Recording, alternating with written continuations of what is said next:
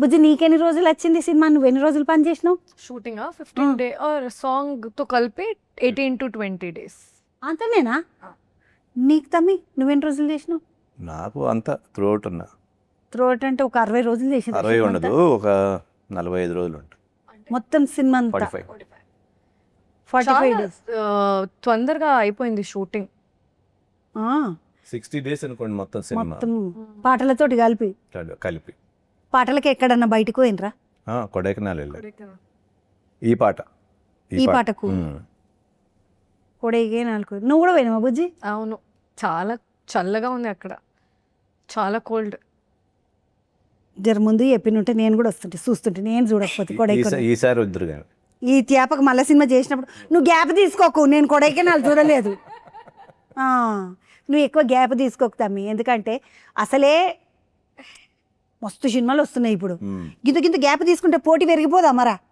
అంటే ఏది పడితే అది చేసినా కూడా పోటీ తగ్గిపోద్దిగా, మనం వెనకబడిపోతాం. వెనకబడిపోతాం, కనబడకుండా నంబర్ లేకుండా పోతామా? పోతాం. కానీ నిన్ను ఎవ్వరు 10 ఏళ్ళు గ్యాప్ వచ్చింది తమ్మి. వడ్డే నవీను అంటే తెలివను లెవెల్ లేరు ఇప్పటికి కూడా. పోరలు ఇప్పుడు యూత్ పోరలు ఉంటారు కదా, ఈ యూత్ పోరలకు అంత కొత్త ఇవన్నీ తెలుస్తాయి, మనకు తెలియదు తమ్మి. మనకేమో మన టైం సినిమాలు, నేను చూసిన నా టైం సినిమాలు అట్లా తెలుసు. కానీ ఇప్పుడు యూత్ పోరలకు పాత హీరోలు పాత కథలు ఏం తెలియదు. కానీ నేను ఎవ్వరు మర్చిపోలేదు తెలుసా నీకు అమ్ముచ్చట? చెప్పిండ్రు ఎవరన్నా ఎప్పుడన్నా? సోషల్ మీడియాలో ఇట్లా జరుగుతున్నాయి కదా. సో ఈ తమ్ముడిని 10 ఏళ్ళు గ్యాప్ ఇచ్చిండు కానీ అవుతామి గ్యాప్ అంటే వచ్చిందా ఇచ్చిండ్రా ఇట్లా నడుస్తున్నది కదా.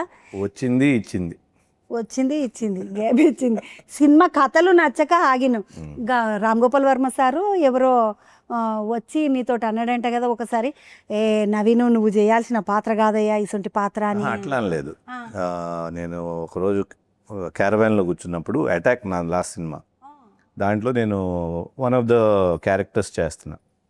మరి ఎందుకు ఆయన అబ్జర్వ్ చేశాడో ఏంటో తెలియదు, నేను చేసుకుని క్యారవాన్లో కూర్చున్నా. సో వచ్చి నవీన్ నీ గురించి నాకు ఒపీనియన్ ఉంది చెప్పనా అన్న. చెప్పండి సార్ అన్న.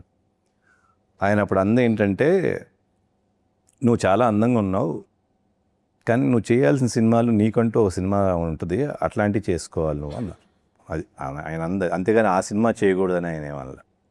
అంటే మామూలు పాత్రలు నువ్వు చెయ్యొద్దు అన్నట్టుగా అన్నాడు సార్. అట్లా అనలా, నీకు ఒక సెపరేట్ సినిమా ఉంటుంది, అది చేసుకోవాలి నువ్వు అన్నాడు.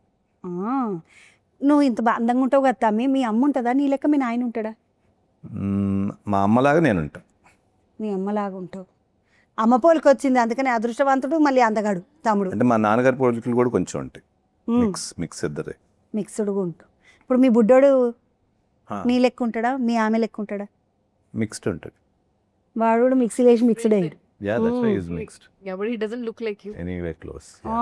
గదే మీ కొడుకు దావతు పంచగట్టించిన దావతు ఫోటోలు వస్తే అందులో చిరంజీవి సారు, శ్రీకాంత్ సారు వీళ్ళందరిగానే పడ్డారు. బాగానే మంది రాశి మేడము వాళ్ళందరినీ పెద్ద దావతిగా వేసినావు.